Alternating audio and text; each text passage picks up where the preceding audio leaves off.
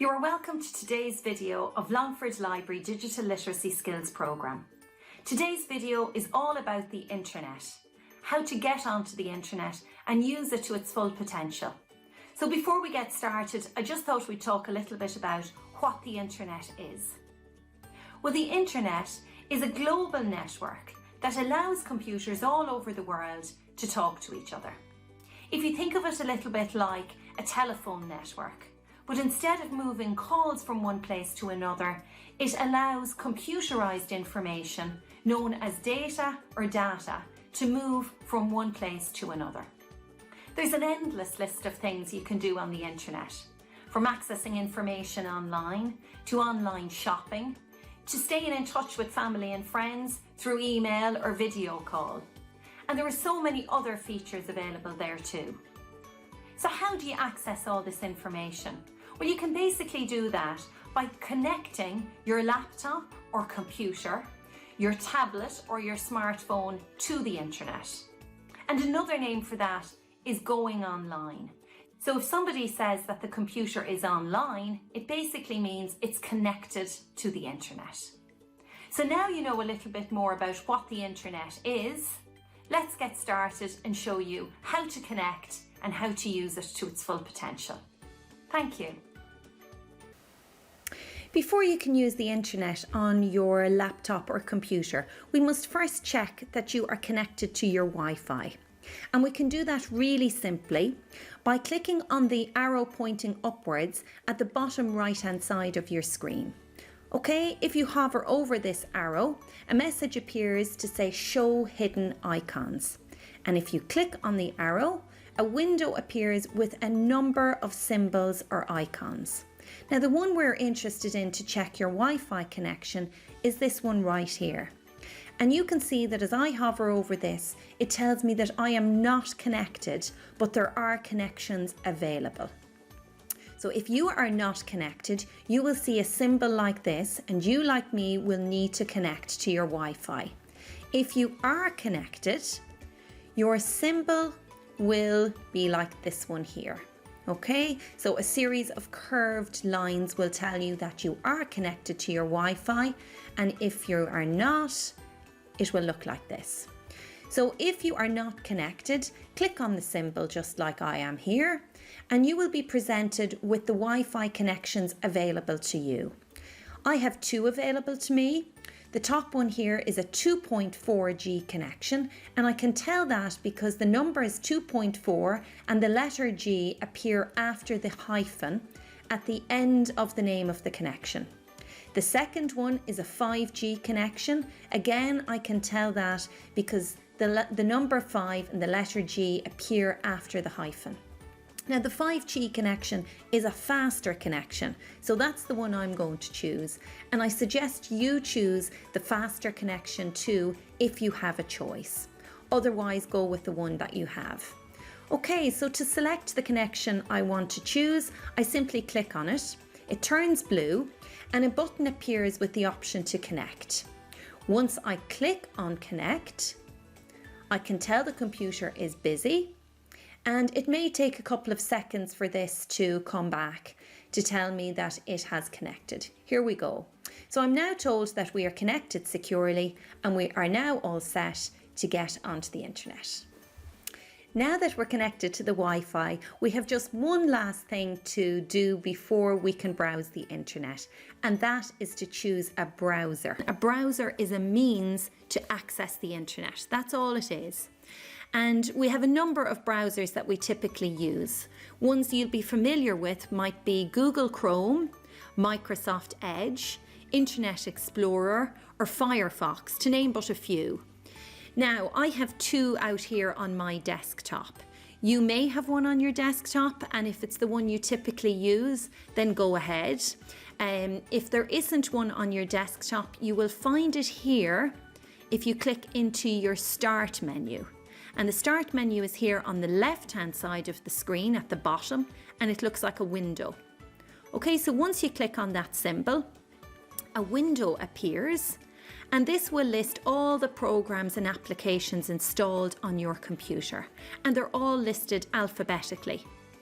Okay, so if you were hoping to use Google Chrome, you will find it here under G, and that's the browser I'm going to use.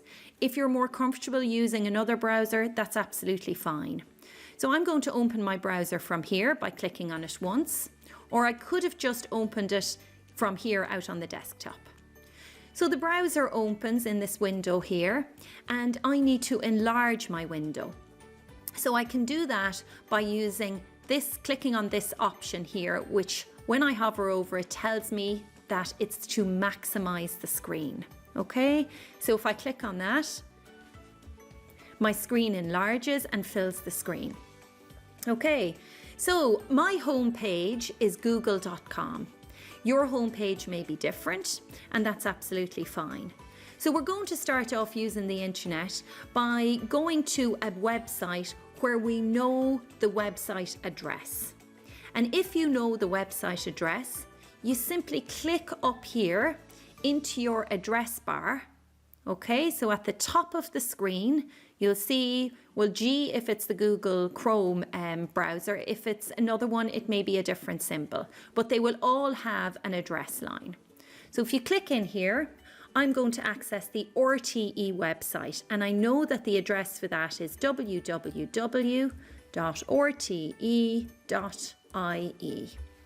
Once I've typed it in, I just simply click on enter on my keyboard. And I can tell my computer is busy loading in the website because we have the blue circle moving around here. Okay, once it stops, I'll know that the page is fully loaded, and there we go. Okay, so we're now in the RTE website, and a website is made up of a number of images and text, and sometimes video. So you can scroll through the website in a number of ways. You can put your 2 fingers on your mouse pad and simply scroll upwards or downwards to move up and down, okay? Or you can use the scroll bar over here to the right hand side of the page. You can use the scroll bar itself by putting your mouse pointer on it, holding down with the left hand button of your mouse and scrolling downwards or scrolling upwards. And the other way to navigate around the page or the website is to use the arrows here on the right hand side. So the upward arrow to move up and the downward arrow here on the bottom to move downwards. Okay, now, so you'll notice on the page there's so much information. So we have different articles on different topics, and across the top here you have different categories. So if you're only interested in sport, then you click on the sport category. And again, we can tell that the computer is busy because we have our blue circle running, and once it's loaded, the circle stops moving. Okay, so you're into your sports page here. And if you're interested in reading this article here on Johnny Sexton, you can click on it once.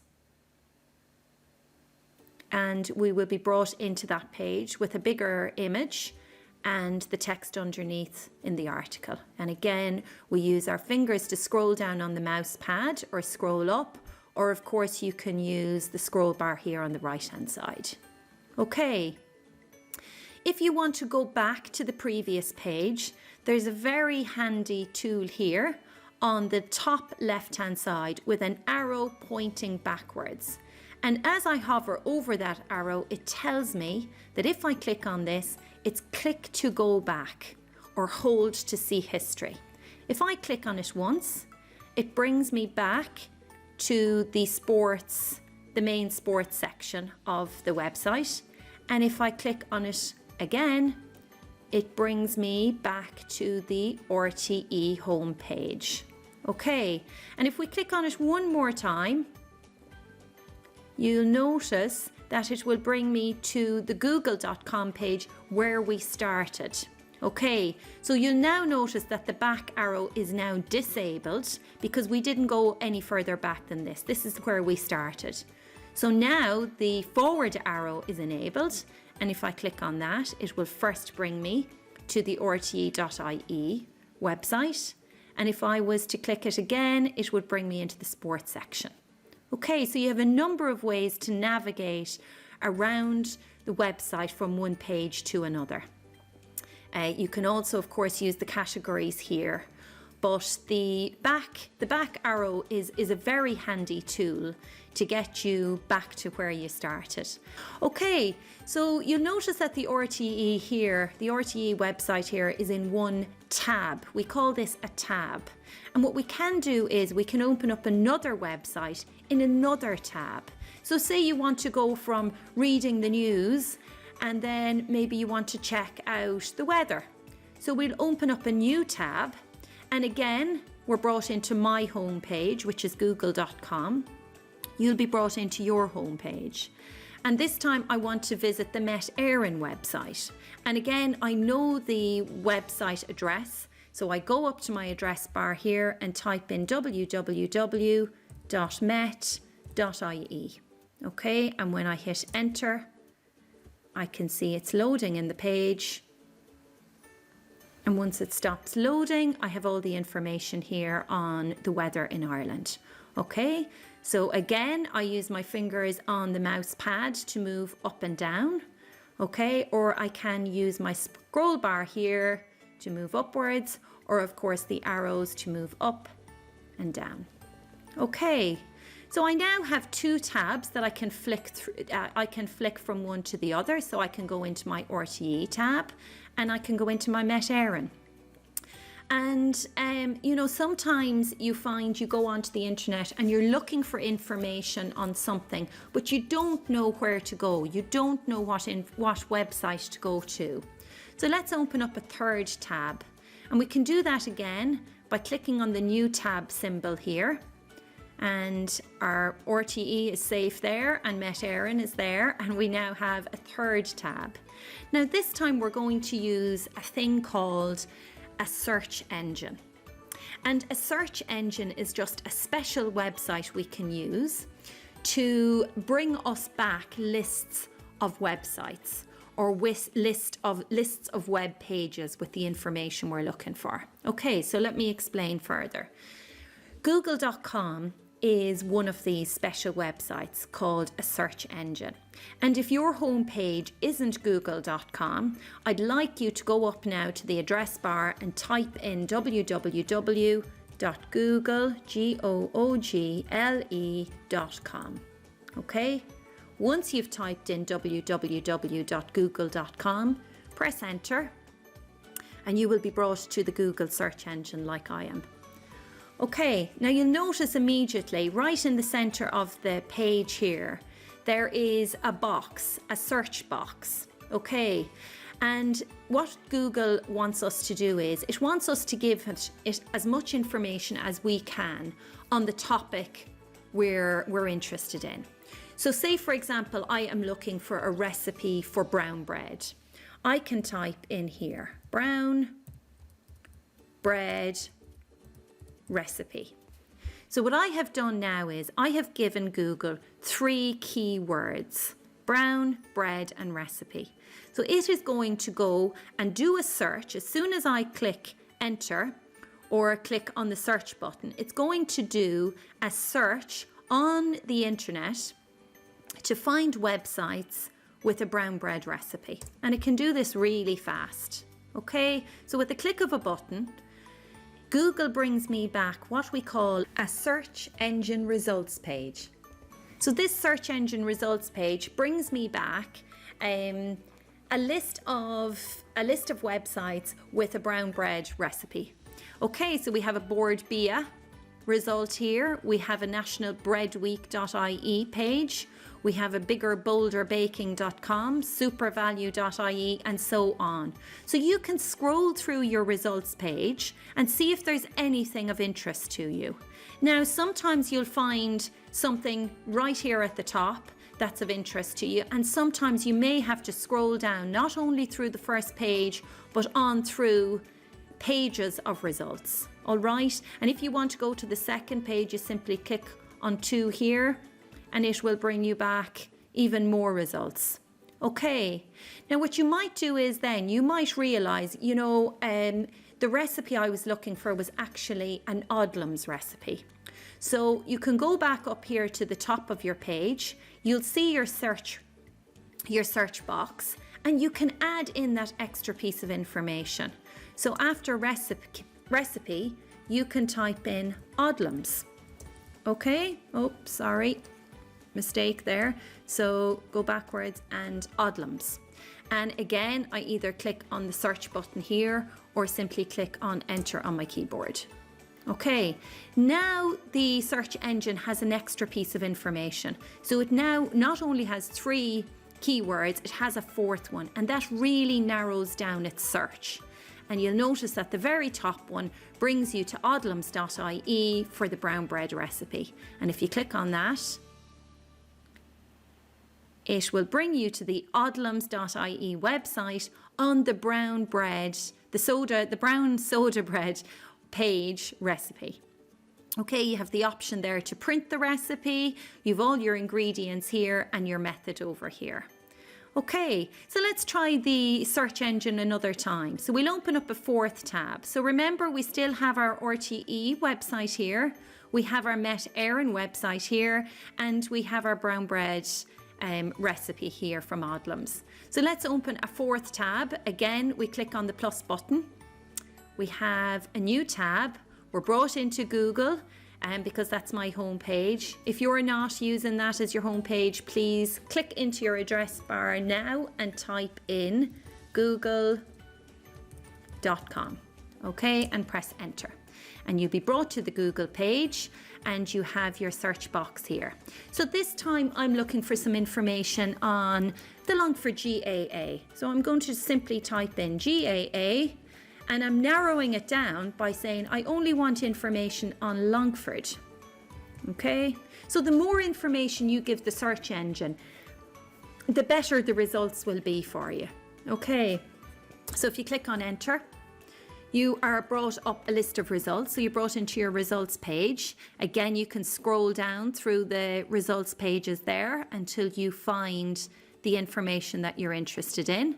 And the very top one is the official longfordgaa.ie website. And I'm going to click into that page. So once I click into that, it loads in. And again, you can tell it's loading because we have the blue circle here loading up in the tab. And actually they have a very cool loading screen here themselves built in with the O'Neill's ball spinning back anti-clockwise and the Longford colours spinning clockwise. So it should load in any second now. And here we are, greeted with the Glennon brothers jersey, and you have all the information you might need, from fixtures to recent results, leaderboards and Club Longford. If you find you're finished with some of the tabs, say for example you've made your brown bread and you no longer need the recipe here displayed, you can just simply close the tab by clicking on the X here. Okay, and you can leave the others open if you want and then flick from one to the other. It's a good idea to only keep open the tabs you're using, because if you have too many tabs open, it's taken up a lot of memory on your computer. So close them off as you don't need them, and do get in the habit of closing down your browser altogether once you're finished. I hope this was of help to you, and I look forward to our next video.